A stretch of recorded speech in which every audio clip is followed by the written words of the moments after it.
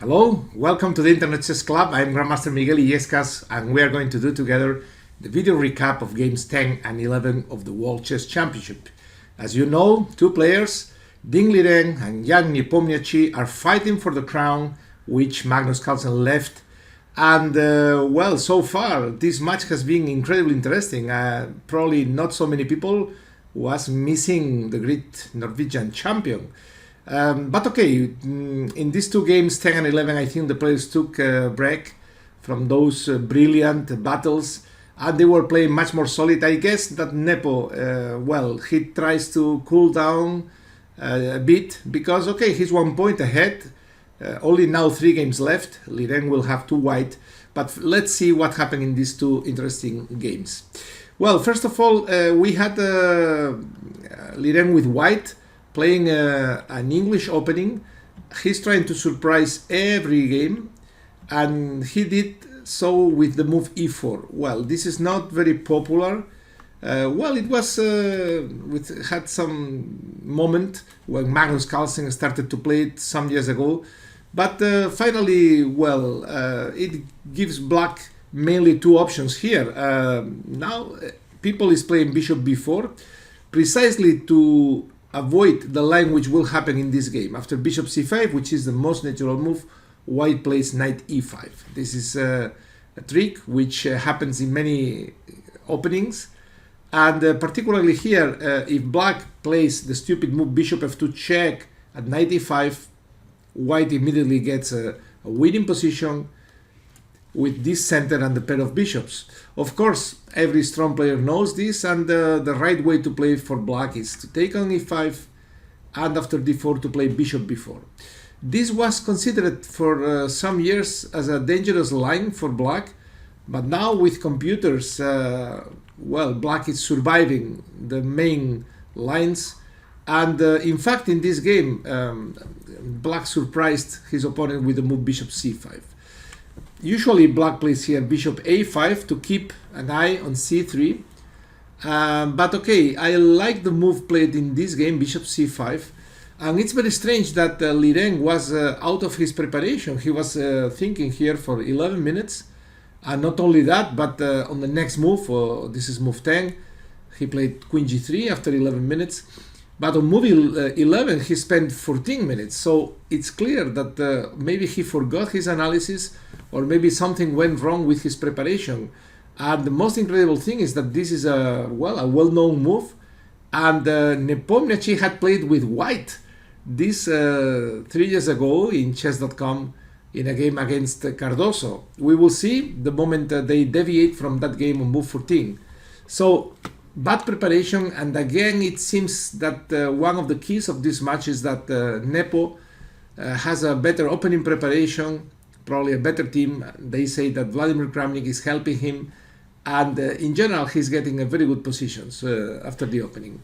Well, after queen g3, here it comes the move king f8. This is a very important improvement over g6 that some people was playing, for example Leitao Svane, a game 2021 in chess.com. After g6, black gets a lot of weaknesses on the king side, and it's more difficult to play. But after king f8, of course, black lost the right to castle, and white will try to create some play in the center before black coordinates his pieces. Bishop e2 is the most natural move. Still, as I said before, it took 14 minutes for Liren to play it, and after d6, bishop f4, it was the first moment in the game that Nepo started to think. He spent 10 minutes to play queen e7. Well, maybe he was thinking h5 immediately, which makes a lot of sense. But of course queen e7 is also good. It's improving the position of the queen, and white has to be careful, because now if white goes castle, then d takes e5 and f6 would leave the bishop unprotected on e2, and white needs to calculate if he can sacrifice this piece. Probably not. Finally, Liren played the move rook d1, which makes a difference, as we will see, because after h5, now already white got the possibility to castle. This was the move, and this is the novelty in this game. Precisely the game Nepo Cardoso went h4, and black got a good position immediately with the moves take on e5 and bishop g4. Very good play from Cardoso. And in fact, Nepo got a slightly worse position after take. He went king d2, which is a bit strange. And it's clear that black is doing very fine. But in the game, black misplayed here, but probably with a move like rook h6, black could even claim to be slightly better. Well, this was an important game, which is very strange that the Liren team missed. And in the game, he started to play by himself. After castle, it came h4. Now it's very important to say that d takes e5, it's not working. And what is the difference? The check on d8, of course. The rook on d1 now has the possibility to enter and taking the rook on h8. So that's why black played h4. The queen goes to d3, which is a natural square, preventing d takes e5, because now queen d8 would follow, and white would get a clear advantage after queen c7. Okay, so after queen d3, then Nepo was thinking for a while, and he found a way to just to make a draw. Well, you may say, come on, Miguel, that's impossible. There are too many pieces on the board. Well, I mean, top-level chess has these things. I mean, they calculate, they make sure that the line is working, and it works till the end. I mean, well, we will see. g5 was the move. White doesn't have too much choice. If the bishop retreats, e5 is falling. So white is kind of forced to take on d6, take again, and to go for this endgame with a pawn up. But as I said before, Nepo calculated very well. He evaluated that this endgame could be easily drawn. In fact, okay, it looked like some danger for black, because the pawn on h4 may be hanging in some lines. But well, after white took on f4, black played h3. The critical move was h3, trying to take later and just grab the pawn, or at least to put black passive, protecting it. But black has counterplay on the g file, and it's easy to see that the pawn structure on the queen side is so bad for white that black in general always gets good counterplay simply by putting his pieces in normal squares. So after rook f4, h3, g4, still white has some hope to bring his king to g3, grab finally this little pawn. It's true that the pawn up is on the queen side, and we can see how weak are the white pawns.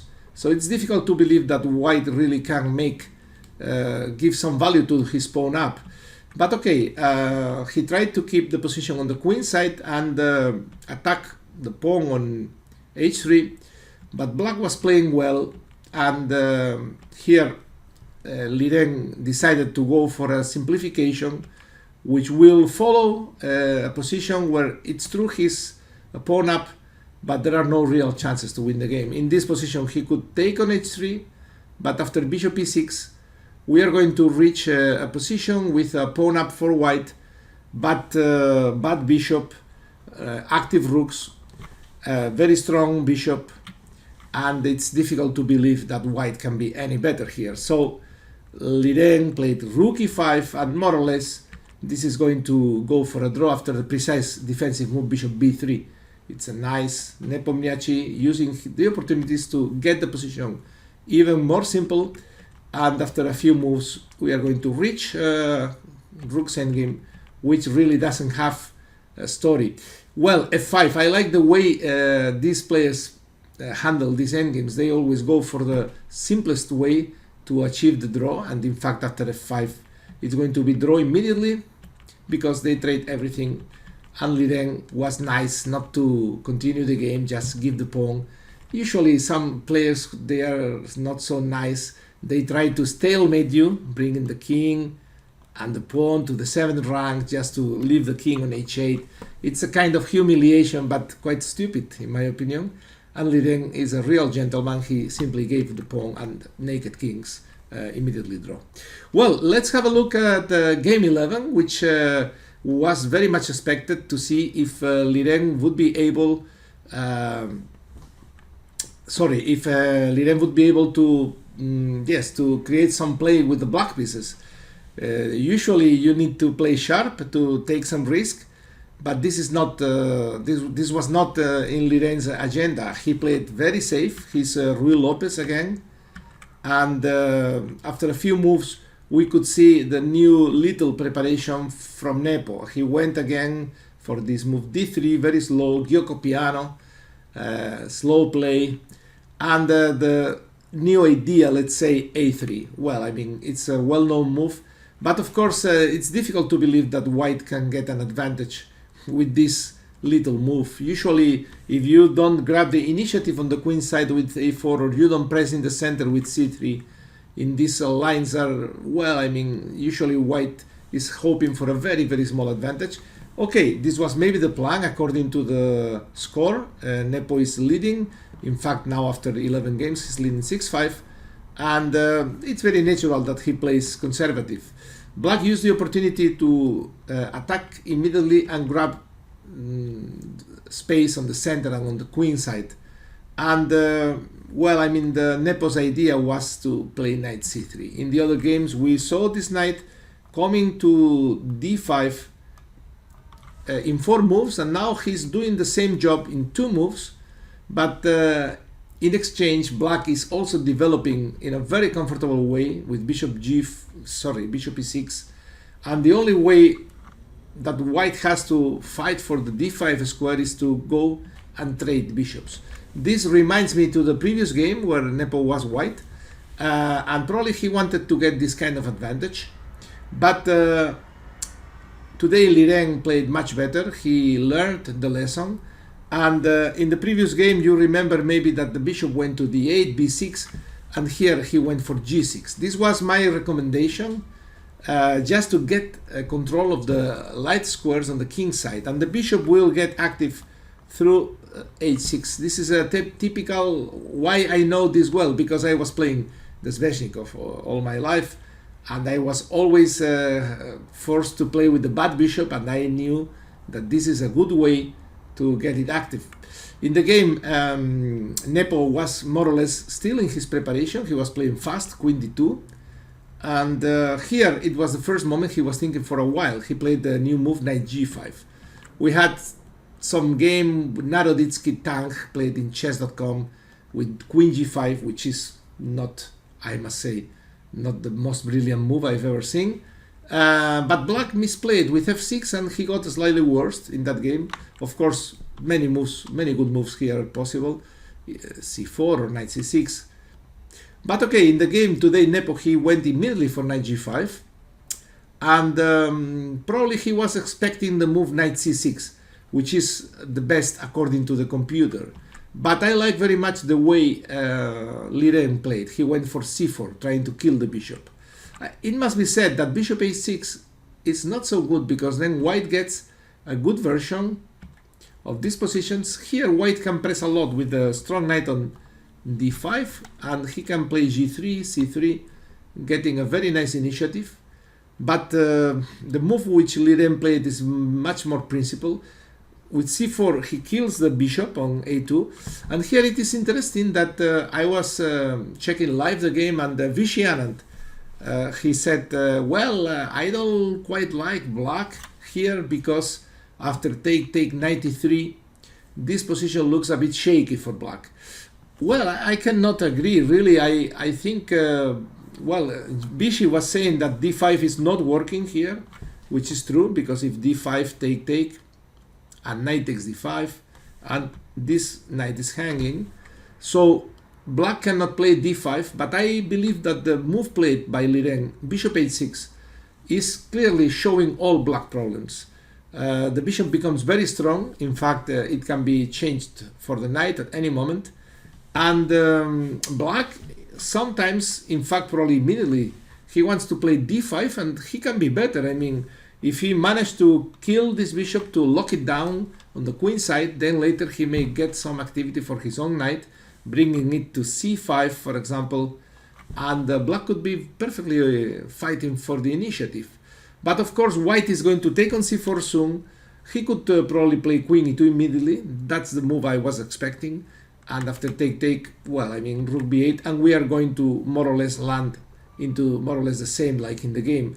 After rook a d1, which was the move played by Nepo, Black went very precise, good play from Liren, rook b8. This is a very important move, and it's showing white that if he wants to get access to d6 and he wants to attack on c4, these two weaknesses, he will have to deal with a very nasty weakness on b2, and this is always going to give Black very good compensation, even if he's going to lose a pawn. Now probably it was better to play queen e2. According to the computer, this was the best move, and after take, and white could slowly play this position. For Black it's not so easy to take on d3, white could be better after this move, e6 would be hanging. It's also not easy to play d5 because e5 would be hanging, so white could slow play the position a little bit, but instead I have the feeling that Nepo decided, okay, let's make a draw today, it's going to be one game less, I'm going to be 6-5, only 3 games left, and this is what he did. He went d takes c4, and now a strong player immediately understands here what's going on. I mean, they are going to trade all the pieces, and they are going to play a rook endgame, which is very drawish. We will see the sequence, which is more or less forced. Now for white it's difficult to give good coverage to the pawn on b2.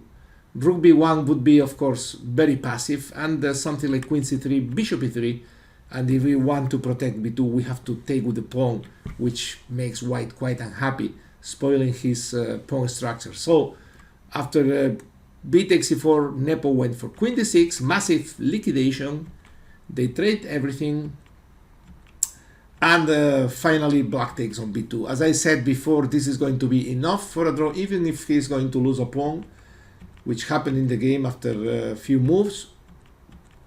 We will see, because after king f2, white is going to take the pawn on c5, on e5, sorry. And after a few moves, it's clear that the pawn on e5 is lost. But Black went king f7, and well, they made a draw a few moves later, simply by repeating moves like this. It's interesting, I don't know if Nepo didn't see it. Okay, it was a draw anyway, or maybe he was today also a real gentleman. But of course, king f3 is not going anywhere because Black takes, and the same can be said after, about king f3 here, because Black has the tricky move rook g2, and he's not going to be a pawn down. But white could be a pawn up with the precise move rook h8. I don't know if Nepo saw this move, but the point is that now after king g7, king f3, and now Black cannot take on g2, not on e4, because rook h7 check, and this would go for a winning pawn endgame. So Black has to play rook a2, then white can go away with the rook, and he can play a pawn up, which is completely draw. But well, I mean, this is the typical thing strong players do, to continue when they are pawn up, just to make some pressure, psychological pressure. It's always a bit annoying for Black to defend these endgames. I don't know if Nepo didn't see it. He played very fast, he repeated moves, and they shake hands and agreed to a draw.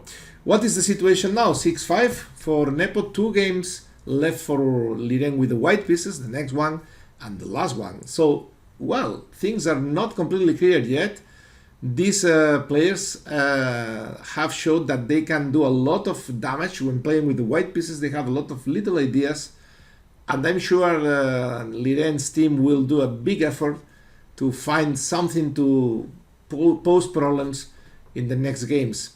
In the meantime, I guess that Nepo with white, he will play very safe, and he's going to try to make 3 draws. I think this is the general strategy, and we will be following the games very closely and explaining the recap here on ICC. I hope you enjoyed these games, and I hope to see you in the next video. Bye bye.